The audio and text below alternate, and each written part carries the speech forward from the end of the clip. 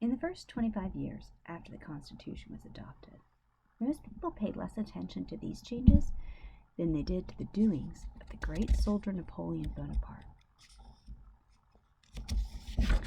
He started splendidly by saving France when all the kings in Europe had combined to wipe her out.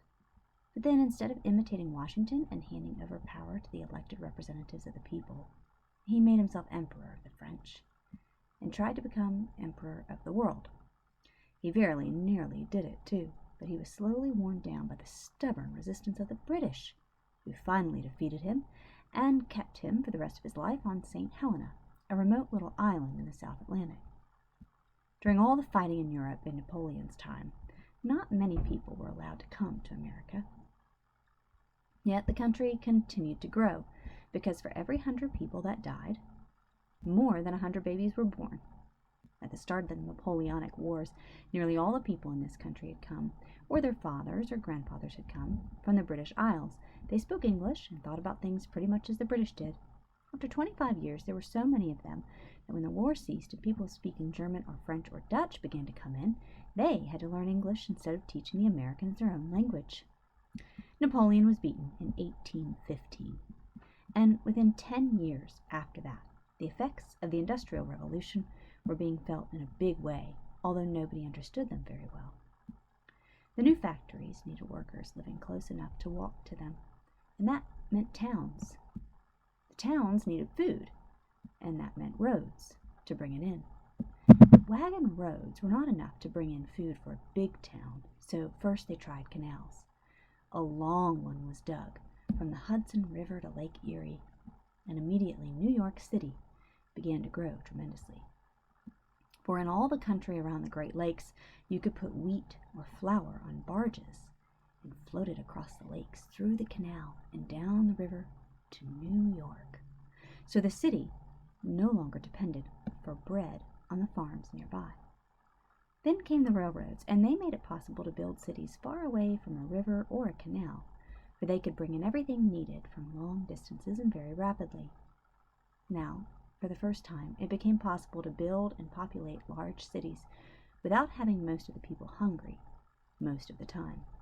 Jefferson's idea that cities must be like cancers because only the man who worked on the land could be really free and independent was no longer true.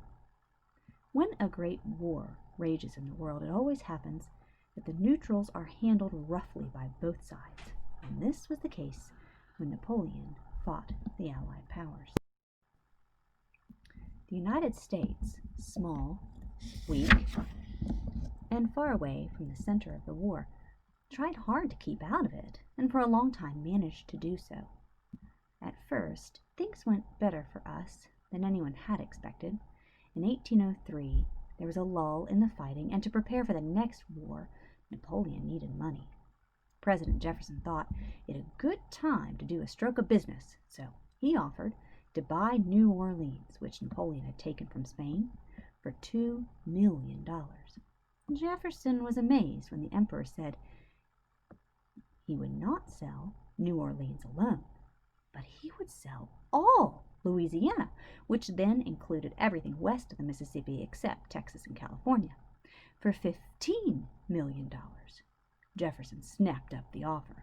This was the famous Louisiana Purchase, by which the United States gained land that later formed 7 new states and parts of 5 others. But things began to get worse and worse for the United States. First, England and then France committed what seemed to us plain robbery and insult. Our ships and our citizens were treated very badly, and the country grew more and more furious. Now, by this time, the men who had fought the Revolution were almost all gone. Washington, Franklin, and Hamilton were dead. Jefferson and John Adams were growing old and had gone back to live on their farms. Madison was president, and Congress was full of young men who had not themselves felt the power of the British Army. Now, when these young men saw our ships seized and our seamen carried off to serve in the British Navy, they were too angry to think much about the odds. These war hawks, as they were called, were determined to fight, and led by 2 brilliant young men, John C. Calhoun of South Carolina and Henry Clay of Kentucky, they pushed President Madison into war with Great Britain in 1812. It turned out badly. We were not prepared for war, and we committed every kind of blunder. Fortunately for us, the British were so busy with Napoleon that they had to keep their best men in Europe, and the men they sent to America were second-raters who committed as many blunders as we did. Strange to say, we did best where the British were strongest, that is, at sea. We had only a few small warships and could not fight the British main fleet in a great naval battle. But occasionally one of our ships would meet a British ship separated from the fleet. And in these small battles we did so well that after the war, the British copied a good many of our ideas when they were building new frigates. On land, they tried the same three-pronged pincer movement that they had tried in the Revolution. One army coming down from Canada, another up from New Orleans, while a third struck halfway between. But it failed again. The army from Canada was stopped at Plattsburgh in New York. Center Force raided Washington and burned the Capitol and the President's residence. But when it struck at Baltimore, it was beaten off.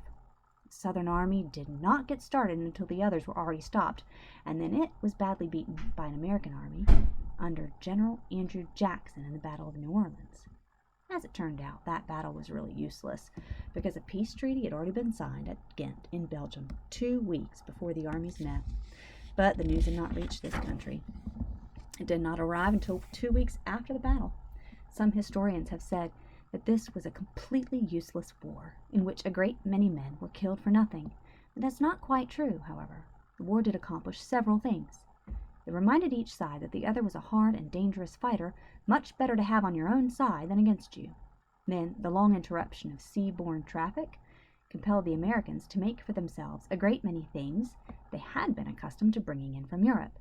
In New England, especially, this was very important. It was at this time that factories began to be built all over New England, driven by steam power where there was no convenient waterfall.